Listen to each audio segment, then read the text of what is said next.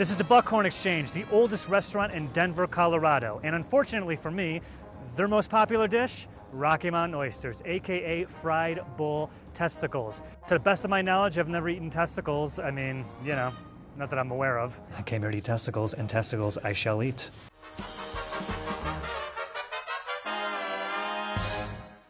A historic landmark in the city of Denver, the Buckhorn Exchange has been selling Rocky Mountain oysters since 1893.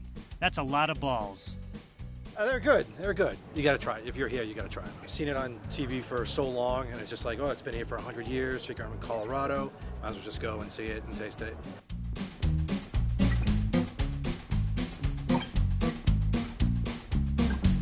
How bad could it be? They've been doing it for like 140 years.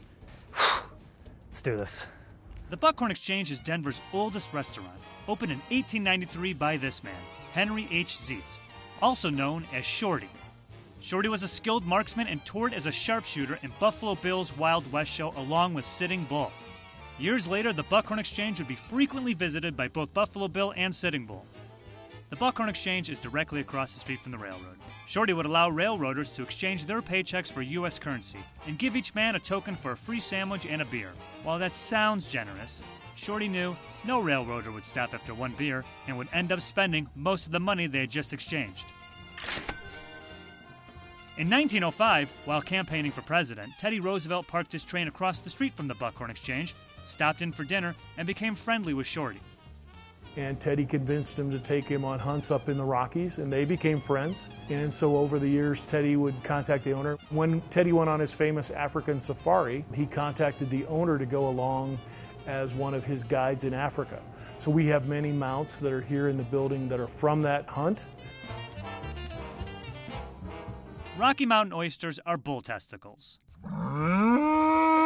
They were the meat cowboys would eat at the end of a cattle drive. Only a certain amount of bulls were used as breeding stock, and the others were kept alive and fattened up for food. So they took off the testicles to control the population, and they also figured, hey, fresh meat.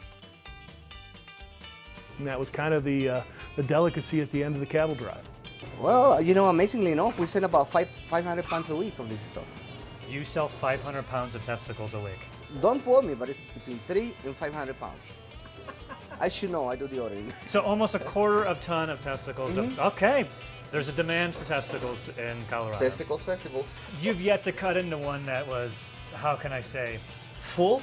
Juicy, yeah. No. First, the membrane that covers the testicle is peeled off. Ooh, why do I feel that? Then the testicle is cut into thin slices. All right, so next step is we'll go in the kitchen. So these are the freshest testicles you can get in Colorado. In town, that's right. There you go. The slices are tossed into flour and deep fried.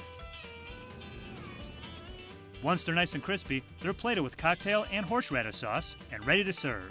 And there you go, plate full of balls. I think the fact that we haven't changed, when everything around us has changed, is very much why we've stayed around.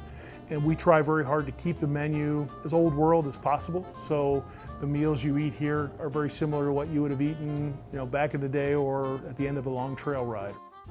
You aren't gonna find Old West too often, even in Denver.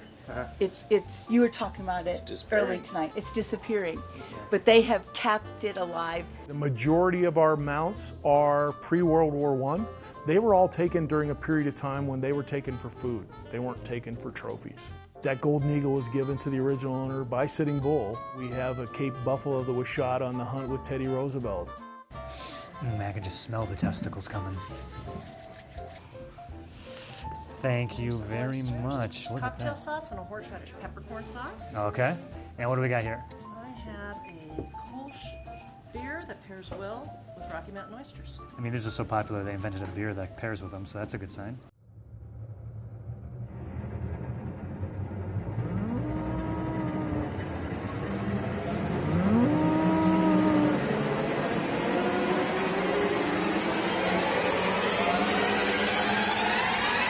These are very good. These are very good. You like them? Oh, I love them. Good. I'm pleasantly surprised by this. The texture is the hardest thing to get past, I think. It doesn't taste like tangy or, let's be honest, it doesn't taste salty. There's a bit of a It surprisingly is firmer than I thought testicles would be. I guess I never thought about it. That was a juicy one. It's iconic. I mean, it definitely has a sort of own brand for itself, and it's something that folks talk about from states away, so definitely want to make the trip out here and see it. It is a bit of a novelty. We get a lot of folks that chuckle and come in and think of them as novelty, but I would say the majority of the people leave and go, they're actually pretty darn tasty. They have other non-testicle meats on the menu, like she had mentioned, elk, alligator, I think.